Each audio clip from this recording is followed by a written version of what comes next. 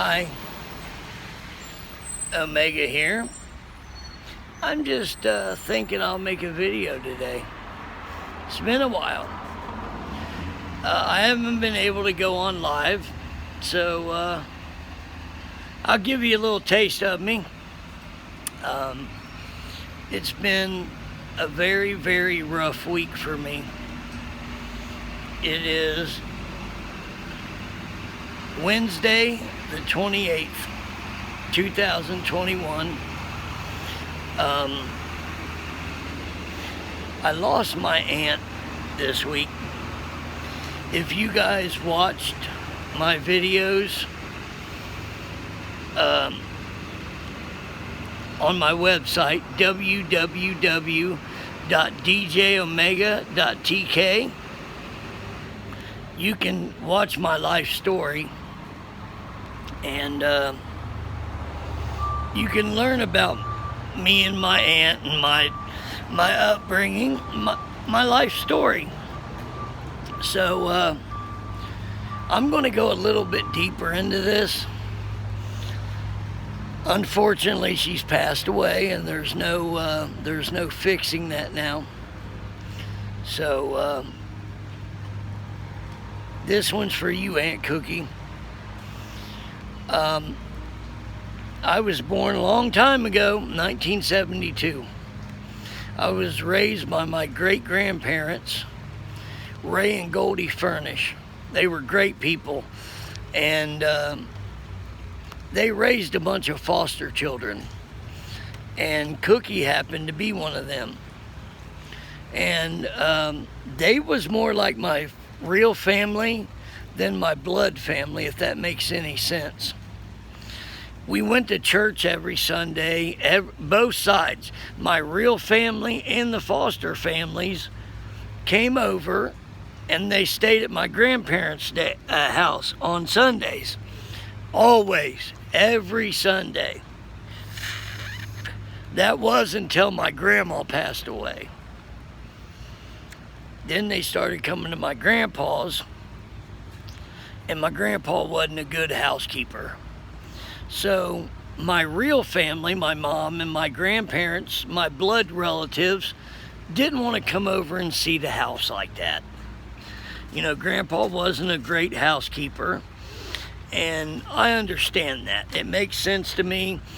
My other aunt, we were talking about this yesterday. I had to find something in here. But we were talking about this, and it seemed that that's why they didn't come around. But what then happened was me and my grandpa started going to their houses instead. So it was still kind of the same thing. I mentioned in my life story that I grew up with this horrible feeling that what's going to happen to me after my grandpa passes away. That was always the biggest fear in my head. Growing up, if Grandpa dies, where am I going to go? Am I going to go with my mom? Am I going to go with somebody that lives in my community? Because they all said they would take me in. But the only place I wanted to go was to my Aunt Cookie and my Uncle Rick's house.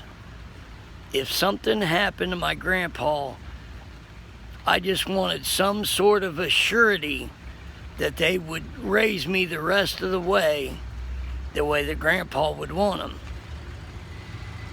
them. I got married early, which was a bad mistake, very bad mistake. I should have never married the woman that I was with and had children with her. I don't regret my children at all. I just regret who I had them with. So I was already grown. I was probably 19 by then, maybe 18 and a half. It wasn't. Grandpa died 6 months after my oldest daughter was born. And Obviously, he's like my dad, so it was the hardest thing I think I've ever been through up until that point. I had 3 natural deaths before that in my family. My grandma died when I was 9, and I had my uncle who lived with us. He was like my brother. He passed away when I was 6. So I dealt with death really, really early in life. But Grandpa's gone now. So I didn't really speak to my real family, my mom, my grandparents, my aunts and cousins on that side. But I always was comfortable with my Aunt Cookie and Uncle Rick. And my cousin Melisande, that's her name, I call her Mel. We were just best of friends growing up. We could talk about stories at church. You know, my cousin, she was like a tomboy. She would always our pews didn't have cushions on them back then. They were just wood. So she would pull up her dress and she'd let farts on the pew, and you could hear it. It would squeak, and she would laugh. And my grandpa and my Uncle Rick, oh my God, in church, if you did something like that, you were in trouble. You know, it's like, you wait till we get home. You know, and then you're in the car and you're like, you're not going to whoop me, are you? You're not going to whoop me? Well, guess what? All we're doing is reminding them that as soon as we get out of the car, we're getting our ass whooped. So, you know, that kind of stuff happened. And we deserved it. You know, I'm not saying it was a beating or nothing, but, you know, I remember another time, and me and my aunt was talking about this. My aunt was always a clean freak. Cookie was a clean freak. So, you know, we would go over to their house after church on Sunday morning, and we would stay there, and then we would go home, you know, after Sunday night service. Always, it never failed. My Aunt Sheila, who's my blood aunt, would go and visit Aaron, who is my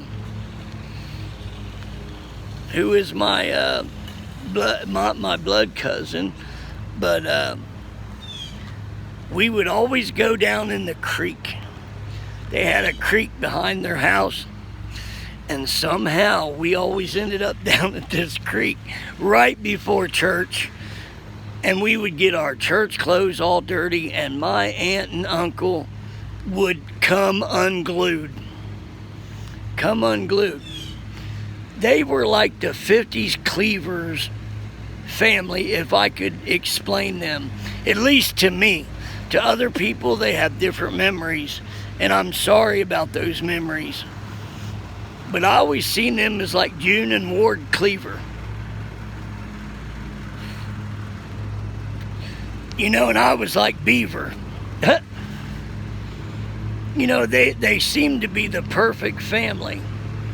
I didn't see the mental illness in my Aunt Cookie, but there was always like a nervous problem. You know what I mean? And she was very OCD. And I didn't really realize this until my grandpa died.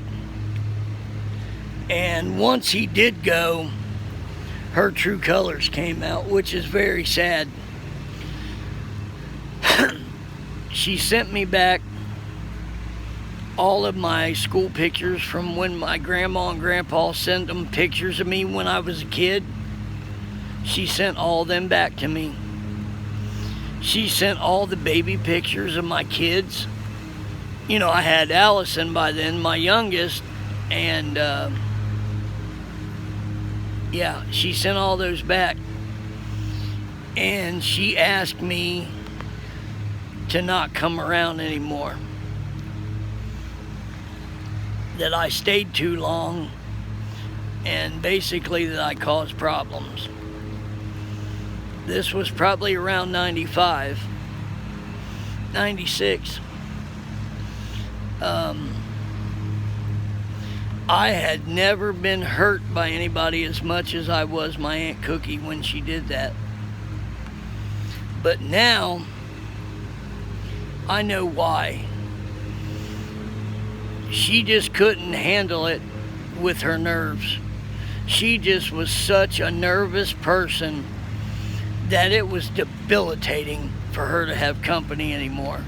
And I think that meant everybody, because